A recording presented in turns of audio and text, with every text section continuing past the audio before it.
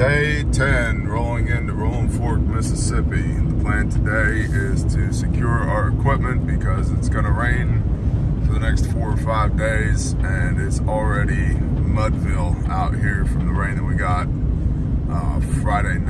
Saturday night. I don't remember. But yeah, there's no point in us sitting in the fob while it rains for 5 days and turns everything to mud and then waiting for it to dry out again. So we're gonna stow our stuff, head back to the fob, clean up, pack up, square everything away, and then, incident response. Oh, day 10, the mobile command center shows up for incident response. That's good. Anyway, we're going to stow our stuff since it's gonna rain for the better part of the next week. And then we're going to go home. We're going to eat sheep with people that we love, observe the high holy days, and then 100% come back. In fact, we had some of the folks from our fob asking, but you're going to be back, right? You're going to be back? Yeah, I'm leaving most of my stuff here. I wouldn't be coming back. You know, I wouldn't leave most of my stuff here if I wasn't coming back. So that's the plan currently. The part of town that's getting the most attention is this part right here, which is the north side of town on Highway 61. Probably because it's the most visible part, which is what generally happens. And that's why Grindstone likes to go and look for people in the outskirts, because they're typically forgotten. And forgotten sucks, especially after a storm like this. So up here, we're gonna go right onto 14 East Race Street. Show you a little bit of what's left down over here. Quite a bit. Still. So, and one of the major issues that the city's gonna have to deal with is a bunch of the debris that was pushed up over here along this river, creek, stream thing. This body of flowing water, they pushed the debris up onto the curb, and guess where it fell? Down into the creek. Yeah, so getting it back out of the creek, right? Like, and whole trees don't fit on grapple trucks. So they've been trying real hard, but man, they just lack leadership. And that's a cue for y'all and everything you're doing. You can have competent people, you can have motivated people, but if you don't have them pointed in the right direction and give them a little bit of instruction on what to do and how to do it, you're gonna end up with a shit show. And that's a big part of what we're seeing out here is the residents are highly motivated, they're fairly capable, but nobody's telling them what to do because they themselves, the leadership, doesn't know what to do. And so everything, we're 10 days later and it still looks like it happened yesterday. In most places. That's a shame. We'll be coming up in a moment to FEMA's massive presence on site. We did see 4 people with FEMA vests on yesterday. 4. So 100% increase from 2 people to 4 people. So that's super encouraging.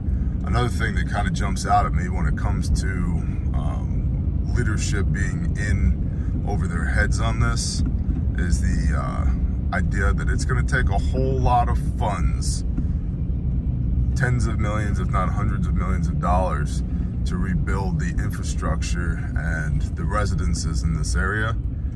And if they're not, the leadership are not going to be able to like apply for and steward grants and find those funds, this place will be a ghost town, like forever. And that sucks.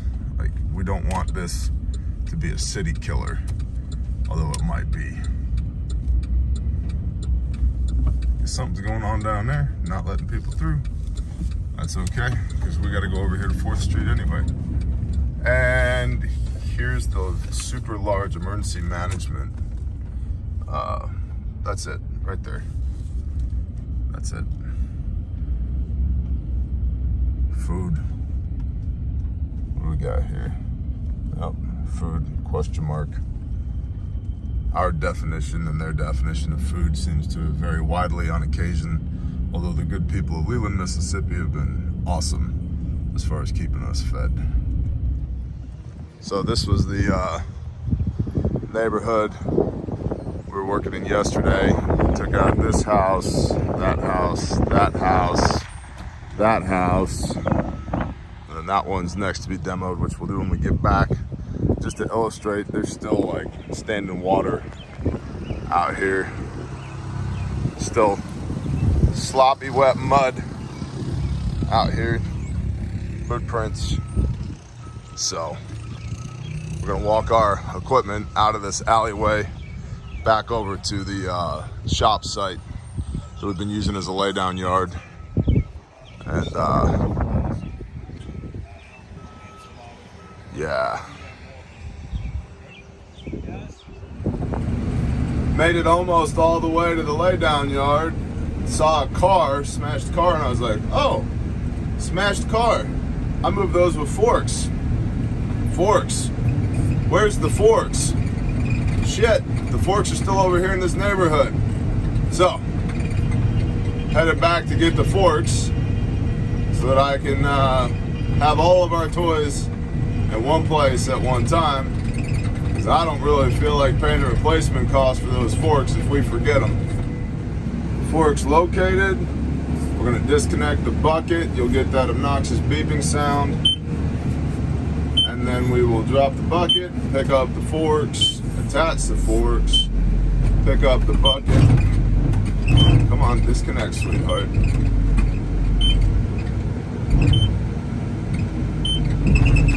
There we go. There we go. Oh, you're looking at the sky. Sorry about that. Pick up the bucket with the forks, and then head back over to the laydown yard.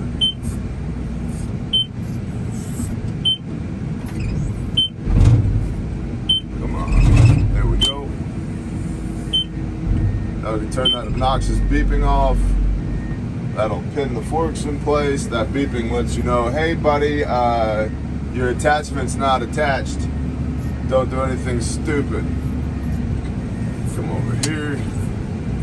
Get our bucket in the Mississippi mud.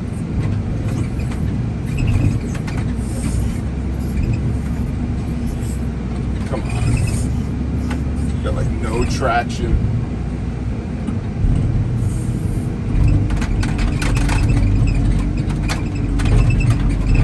That is not what we want it to look like. Let's see if there's something we can set it down on that's not mud. Try that process again. There's two skid plates on the bottom of that bucket. They're like wear plates. And the left fork is caught on one of those skid plates. Let's see if we put it down right. Chill. So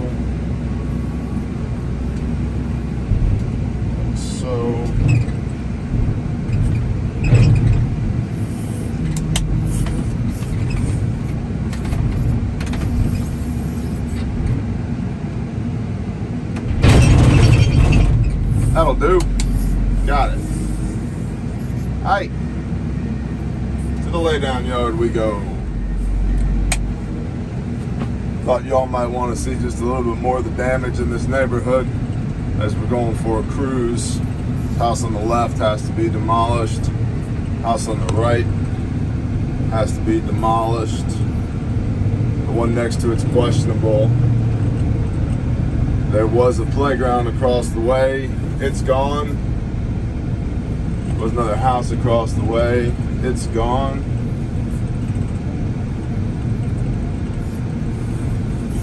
I'm also having a hard time understanding how, if this is the poorest county in the country, why do I keep seeing things like this Cadillac on the left and this Mercedes over here on the right? They're everywhere. And so many like brand new four-wheelers and side-by-sides. It's like a weird mental disconnect. Makes me wonder if there's like some shady stuff going on around here where on paper it's the poorest county in the country, but in actuality there's a lot of illicit funds being earned, you know what I mean? I don't know. That house on the left needs to get demolished. House on the right looks fine. Like a little bit of roof damage. And now we're gonna hit the green belt over here on this field and not run over the crops. I also think it's important to point out the residents, right? All the displaced people, they are holed up with friends and family in other towns, other cities in the area, and the volume of people, the population density of this town is like next to zero. The Volunteer Resource Center, the VRC, this past Sunday had like 1,000 cars that came to get stuff. On Monday, they had 12, and one drop off. The people have just gone. They're just gone. And so, and the linemen, most of the line crews are gone. The debris contractors, the 4 total grapple trucks in the area, they're moving around, starting to grab stuff, starting to do their job. And so the pace is beginning to change. There's this odd timing that occurs when you go from relief to recovery. And relief is food, water, shelter, medical, search and rescue, and the beginning of debris management. And recovery is debris management and rebuilding. And so it's starting to shift towards recovery from relief, which is good. There's still probably 500 homes in this town that need to be demoed. And for your edification, yesterday, day 9, Grindstone did approximately $250,000 worth of work, retail value. Not that we bill anybody, we don't bill FEMA, we don't bill the homeowner, we don't nothing. We are supported by y'all and just y'all. But the value of the demolition work that we did yesterday, we had one home on that street, small home, like 2-bedroom, 1-bath, small home. The one of the contractors in the area quoted that family $48,000 to demolish and haul off that building. Well, the county's doing all the hauling. It was already half demolished, and so in 90 minutes we put it in a pile and moved it to the curb. Saved that family $48,000 of their insurance settlement on that project. So that's a big part of the strategic initiative of Grindstone in these storms, is the more of that we can do, the more the residents keep their own money in their own pocket, and they have more money to rebuild so that the town doesn't become a ghost town. There's that semi right back there. Let me show you that real quick.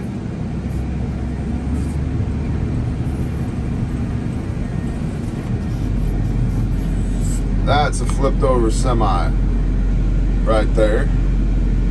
And I was almost able to get it flipped yesterday, but you can see my ruts. Those are 2-foot deep ruts filled with water right there. And that was when the call was made on the mud. Hey, it's a little too muddy for us to be playing out here. So we pivoted into town. Then even in town, it's still too muddy. But I just wanted to point out, like, the vibe is changing around here, which is a good thing. That means that things are moving on. And I don't necessarily feel bad about going home to observe Passover and unleavened bread, and then coming back in a week or so and picking up with demolition so we can continue to save people money so that they're not, giving these contractors 50% or 30% of their settlement just to have their house knocked into a pile. So, back over here to the used car lot. This is where we're parking our equipment for a while. Y'all may remember this. The used car lot. And vroom vroom, here we are. Well, that's really it for day 10. About to make the long trip back home. We'll go to the fob, clean up there, pack up, head home, get out of here before these storms hit. I appreciate every one of y'all. We will be back. Thank you for supporting Grindstone Ministries. That's right here. See that? Grindstone. GrindstoneMinistries.com. You know the deal. If you want to plug in or donate, hit us at GrindstoneMinistries.com. A bunch of y'all have been asking, like, how do I GrindstoneMinistries.com? But I want to talk to you about GrindstoneMinistries.com. How do I donate? GrindstoneMinistries.com.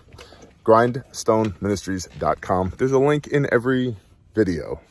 Every video. There's a link down in the description. I appreciate y'all. We're out. We'll be back, but we're out. Shalom.